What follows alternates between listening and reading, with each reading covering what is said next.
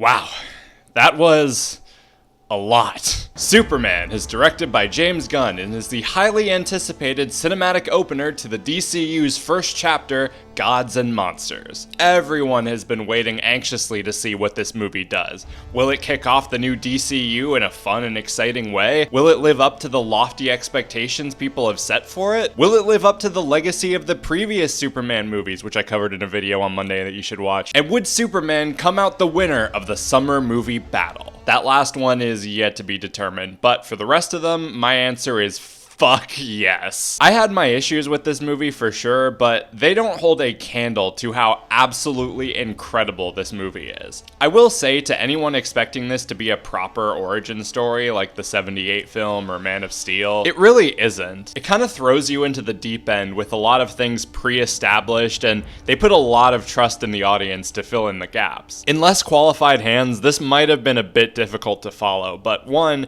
not only is Superman an icon with a story that pretty much everyone knows, but two, the movie sets you up with just enough information to understand where the characters are in their lives and what situations they're dealing with, and builds from there. Similarly, the fact that they cram a lot of plot and a lot of characters into this movie could have made for a very crowded and messy movie.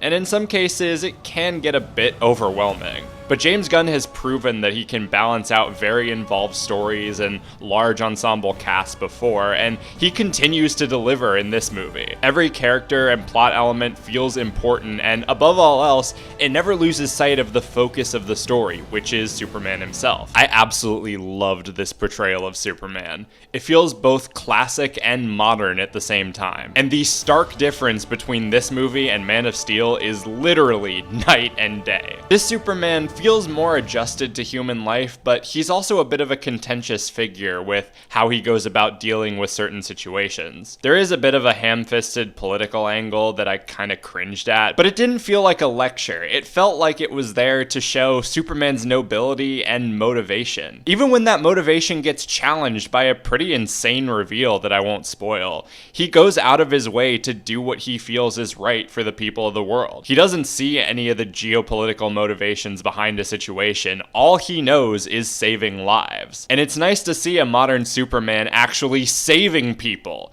even to kind of a comedic degree. I thought David Corenswet was fantastic as Superman. He captures some of the dorkiness of Clark Kent, the hopeful optimism of the Donner films, even a bit of the ego without ever feeling obnoxious. And he has killer chemistry with Rachel Brosnan's Lois Lane. I thought she was great in this movie. She honestly felt a bit more like Margaret Kidder than Kate Bosworth ever did. Her relationship with Clark is great. She cares about him, but she's not afraid to put him in his place when she feels it's warranted. I wasn't sure about Nicholas Hoult as Lex Luthor going in, but after watching the movie, this might be the best live-action Luthor we've gotten. I thought Hackman and Spacey were great in their respective roles, and Eisenberg existed, but in terms of lifting elements from those characterizations while still adding his own flair, I think Holt nailed it. He captured the techno-genius and distinguished billionaire, but also kind of an angry, jealous brat, and he is so much fun to watch. The rest of the cast was a lot of fun too. Crypto is best boy, and I want to pet him. The Justice League members that pop up are a nice addition and serve a purpose well. And honestly, it makes me want a standalone Mr. Terrific movie somewhere down the line. I loved that this movie unapologetically cemented itself in a comic book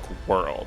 From the look of the city, to the tone, to some of the more outlandish elements. This is what Gunn thrives in, is presenting you with so many over-the-top ridiculous elements, but it works for what they're trying to do. Another thing he excels at are the visuals. If you see this movie for any reason, see it for the spectacle. The action, the cinematography, the VFX, all of it is so lively and fun and gorgeous. I almost want to see it again on IMAX. It looked that good. Like I said, not everything about the movie works. Some of the political allegories were kind of eye-rolling, and there are a few elements towards the end that felt like they got a bit too goofy, but those are extremely small Kryptonian potatoes. Do they have potatoes on Krypton? I don't know. The point is, the rest of the movie is just that good. It was epic, it was funny, it had nice moments of conflict and drama, but also inspiring moments of hope. And honestly, it's nice to have a Superman movie that returns to the core of what Superman stands for. giving people hope. If this is any indication for what the future of the DCU looks like, then all I can say is Godspeed, Mr. Gunn. Going to my ranking, I'd have to give Superman a 4.5 out of 5.